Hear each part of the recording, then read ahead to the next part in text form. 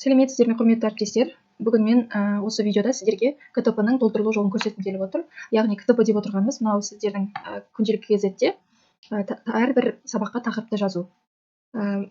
Мына жерге ең алдымен бірінші сыныбыңызға, мысалы сіз үшінші сыныптарға сабақ бересіз, 3-ші А сыныбына, 3-ші Б және 3-ші В сыныбына. Сіз барлығын печать етіп отырмайсыз әр сыныпқа. Ең алдымен 3-ші А сыныбына барлығын печать етіп шығасыз. Содан кейін 3-ші Б және 3-ші В сыныбына автоматты түрде осы тақырыптарды енгізе аласыз. Ол қалай жасалады, мен сіздерге қазір көрсететін боламын. Ол үшін видеоны соңына дейін қараңыздар және қолдау көрсетуді ұмытпаңыздар. Ең алдымен сыныбыңызға кіріп, барлық тақырыпты 3-ші А сыныбына, мысалы барлық тақырыбыңызды жазып шығасыз. Толтырып. Міне әріптестер, 3-ші А сыныбына мен барлығын толтырып шықтым.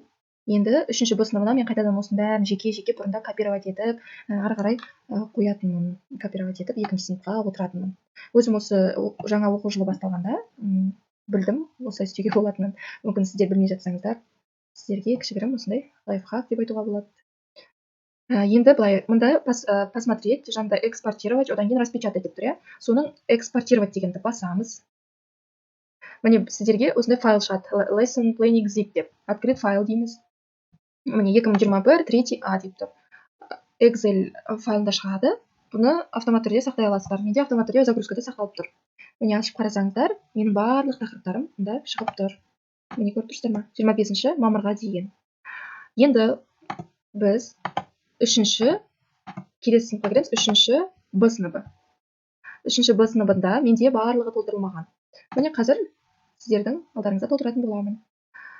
3-ші Б сыныбына кірдім. Календарное планированиені таңдаймын. Енді мұқият осы жерде қарап алыңыздар. Міне, мұнда ештеңе толтырылмаған. Редактировать тема урока. Міне соңына дейін 25 мамырға дейін ештеңе толтырылмаған. Тек қана бүгінгі және кешегі сабақ қана толтырылды. Бұрын мен мына сабаққа 2-ші сыныпқа кіріп, копировать етіп, мұнда жазып барлығын солай отыратынмын. Енді көрсетейін осыны жасау жолын. Толтырылмаған орындарға автомат түрде қою үшін мына батырманы басамыз. Импортировать готовый план. Басамыз. Міне басқан кезде қазір сіздерге белгілі бір файлды таңда деп шығады. Интернеттің дұрыс істемейді кішкене.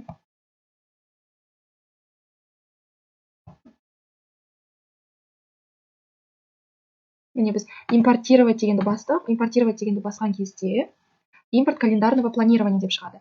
Міне бірінші жылға файл деп тұр. Выберите файл. Басамыз. Жаңа жүктелген біздегі 3-ші А дегенді таңдауымыз қажет. Міне загрузкидің ішінде lesson planning 1 дегеннің ішінде менде 3-ші А сыныбы бар. Былай открыть деп алғанымыз дұрыс болар. Открыть. 2021 3А деп тұр. Соны таңдап аламын. Міне өзгертілді. Енді далее деген батырманы басамыз.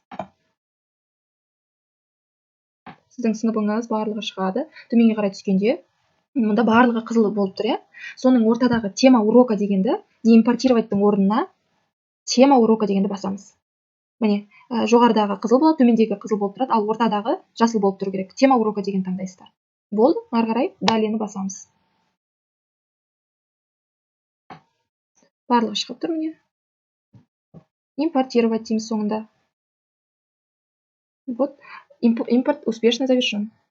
Енді жабамыз қайтадан 3-ші Б сыныбындағы календарное планированиеға кіріп көреміз. Міне барлығы тұр. Судың пайдасы төмендегі 25 мамырға дейін. Нәтиже сабақ барлығы тұр. Дәл осылай ары қарай өздеріңізде жасап көре аласыздар. Менде міне 3-ші Б сыныбына дайындап тұр, ал мұнда 3-ші А сыныбым. Міне 3-ші А сыныбының календарное планированиясын мұнда көшіріп қойдым. Менің ойымша осылай кішкене жеңілірек болады. Алдында барлығын копировать етіп, ставить етіп отыратын. Қазір осылай импортировать етіп аламын, барлығы дайын болады. Дәл осылай қазір 4-ші сыныптарға, 6-ші сыныптарға дайындауым керек. Сіздер де дәл осылай қолданып көріңіздер. Барлығы түсінікті болды деп ойлаймын. Пайдаланып көріңіздер. Уақытты үнемдеуге өте тиімді. Каналға жазылуды ұмытпаңыздар. Видеоны соңына дейін көргендеріңізге рахмет. Барлықтарыңызға сәттілік тілеймін. Назарларыңызға рахмет.